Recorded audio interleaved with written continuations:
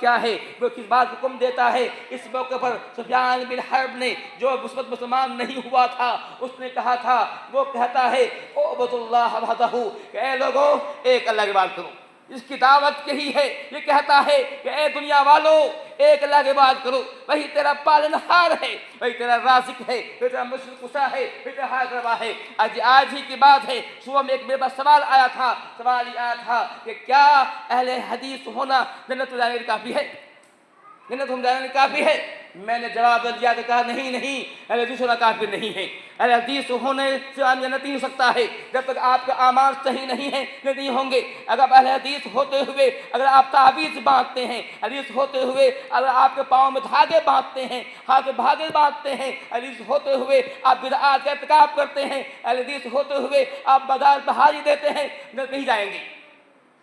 جنت جانے کے لیے جو شرط نہیں ہے، شرط یہ ہے کہ آپ موحد ہوں، آپ ایک اللہ پہ یقین رکھیں، یاد رکھیں وہی اللہ تعالیٰ ہی قادر مطلق ہے، وہی اولاد دیتا ہے، وہی بیوی بناتا ہے، وہی پیدا کرتا ہے، وہی مصیبت دیتا ہے، مصیبت ٹالتا بھی وہی ہے، وہی صحت دیتا ہے، وہی مرض دیتا ہے، وہی بیمار بھی کرتا ہے۔ جب آدمی بیمار ہوتا ہے، گھر کے اندر پڑا ہوا ہے، گھر میں پڑا ہوا ہے، رات کا وقت ہے، سناٹا ہے، اوپر دیکھ رہا ہے، اوپر جو ہے چھت پڑا ہوا ہے، آس پاس کوئی نہیں ہے، اس وقت وہ پکارتا ہے اے اللہ میں بیمار ہوں، تو ہی سبھا دے گا، اور وہ یقین سے پکارتا ہے، اللہ اس پکار سنتا ہے، صحت دیتا ہے۔ اللہ تعالیٰ کے ہاتھ میں چیز ہے۔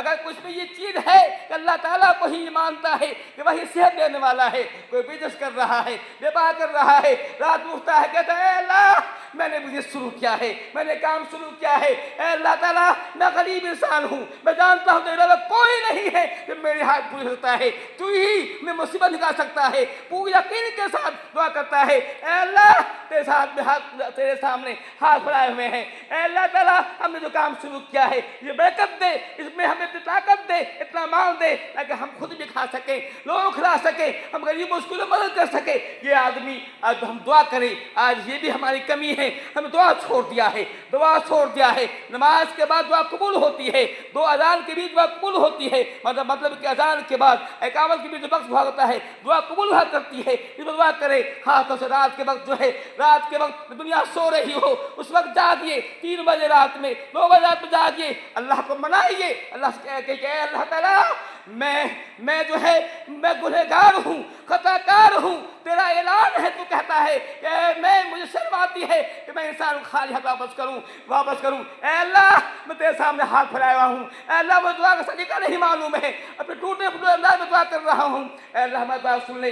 کہنے مطلب یہ ہے کہ دعا کرنا چاہیے، ہم دعا کو چھوڑ دیا ہے۔ یاد رکھیے اللہ کے نبی اللہ فرماتا ہے کہ وہ آدمی جو دعا نہیں کرتا ہے وہ متکبر ہے، گھمنڈی ہے۔ اللہ کہہ رہا ہے دعا نہ کرنا، اللہ کو نہ پکارنا یہ گھمنڈ کی علامت ہے، تکبر کی علامت ہے۔ ہم دعا کرنی چاہیے۔ اتنا ہی نہیں، اللہ کے نبی فرماتے ہیں الدعاء هو العبادہ، دعا عبادت ہے، الدعاء مخ العبادہ، دعا عبادت کا مقصد ہے، دعا کرنا چاہیے۔ لیکن ہمارے یہاں جو نماز پر اجتماعی دعائیں ہوتی ہیں، اجتماعی والوں کرتے ہیں، رسم بنا ہوا ہے، بس جو ہے ایک میں 2 منٹ کے لیے بس امام صاحب کو دعا کرتے ہیں تو آمین میں کہتے ہیں یہ تو رسم ہے، یہ دعا نہیں ہے۔ دعا کا مطلب یہ ہے دعا میں عاجزی ہو، انکساری ہو، یا اپنے آپ کو رونے آپ آنسو بہائیں، آنسو نہیں بہا سکتے ہیں ویسا چہرہ بنائیں، عاجزی کے ساتھ دعا کریں۔ یہ دعا یہ بھا کرتی ہے۔ تو بات دوسری تو بھاگ گئی، تو میں یہ کہہ رہا تھا کہ توحید کو ماننا، یہ ماننا کہ اللہ تعالیٰ ہی تمام دنیا کا کائنات کا مالک ہے، وہی کرتا ہے، ماننا ہوگا۔ اگر ایسا کرتے ہیں تو آپ موحد ہیں، ابھی آپ کی جنت ہے۔ اسی طرح سے اسی طرح سے یہ بھی ماننا ہوگا کہ محمد صلی اللہ علیہ وسلم اللہ کے آخری رسول ہیں، انہوں نے جو ہم کو دیا ہے وہ لیں گے، اس سے زیادہ نہیں کریں گے۔ نبی نے جو کیا ہے، صحابہ نے جو کیا ہے بس ہمارے لیے کافی ہے، اس سے آگے نہیں بڑھ سکتے ہیں، اس سے آگے بڑھنا وہ ہم کہنا چاہتے ہیں کہ محمد صلی اللہ علیہ وسلم نے دین میں کچھ کمی کر دی ہے، محمد صلی اللہ علیہ وسلم دین کو پورا تبلیغ نہیں کیا ہے۔ وہ لوگ جو میلاد کرتے ہیں، وہ لوگ جو قرآن خوانی کرتے ہیں، وہ یہ کہنا چاہتے ہیں کہ نبی نے دین کو صحیح طرح سے نہیں پہنچایا ہے، نبی نے دین میں کمی کر دی ہے، نبی نے دین میں جو ہے تخفیف کر دی ہے، بڑھانا چاہتے ہیں، یہ کہنا چاہتے ہیں نبی کو نہیں معلوم تھا، ہمیں معلوم ہو گیا، ہم نے یہ کیا ہے۔ نبی کے زمانے میں کیا لوگوں کا انتقال نہیں ہوا ہے؟ کہ نبی کے زمانے میں لوگ نہیں مرے ہیں؟ کہ نبی کے زمانے میں لوگوں نے گھر نہیں بنایا ہے؟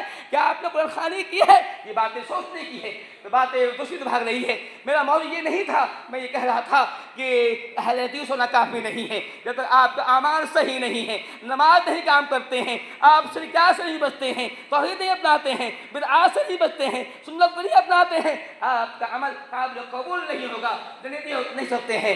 توحید کو پکا کیجئے، توحید میں تھوڑا بھی کمی مت کیجئے۔ توحید میں بھی آج لوگوں نے بہت جو ہے گھوٹالا کیا ہے، توحید میں گھوٹالا کیا گیا ہے، توحید کے اندر جو ہے لوگوں نے گھوٹالا کیا ہے، توحید کو لوگوں نے بانٹ دیا ہے، کہا کہ یہ توحید فلاں کا ہے، یہ توحید فلاں کا ہے، توحید فلاں کا ہے۔ اے لوگوں، میں پڑھتا ہوں معلوم ہوتا ہے کہ آج کچھ لوگ ہیں جو ابو منصور ماتریدی کی توحید کو مانتے ہیں، کچھ لوگ ہیں جو ابو الحسن عشری کی توحید کو مانتے ہیں۔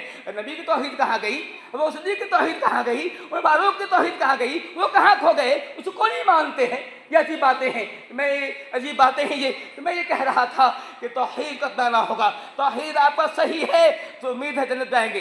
اگر اعمال میں کمی ہو سکتی ہے، نماز میں کمی ہو سکتی ہے، روزے میں کمی ہو سکتے ہیں، لیکن اگر آپ توحید صحیح ہے تو جنت جانے کا امکان ہے۔ اگر توحید آپ کا غلط ہے، توحید میں فالٹ ہے، اگر آپ صحابہ کے تعلق سے بدگمانی ہے، اگر صحابہ کے تعلق سے آپ کے ایمان میں فالٹ، آپ کے صحابہ کے تعلق سے بدگمانی رکھتے ہیں تو آپ محفوظ نہیں ہیں، جنت نہیں جائیں گے۔ تو بات جو سیدھا رہی ہے، تو میں یہ کہہ رہا تھا کہ آپ ابو سفیان نے کہا تھا اس وقت جب وہ مسلمان نہیں ہوا تھا، اس سے پوچھا گیا بتاؤ محمد صلی اللہ علیہ وسلم کی تعلیم کیا ہے، کیا دعوت دیتے ہیں؟ اس نے کہا تھا محمد کہتا ہے کہ ایک اللہ کی بات کرو، حالانکہ وہ خود جو ہے 360 بت کعبہ میں رکھا اس کے پجاری ہے، وہ نبی کی بات کہہ رہا ہے، اللہ تعالیٰ سچ بلوا رہا ہے، ایک کی کافر سے حق بلوا رہا ہے، اللہ تعالیٰ بلوا سکتا ہے۔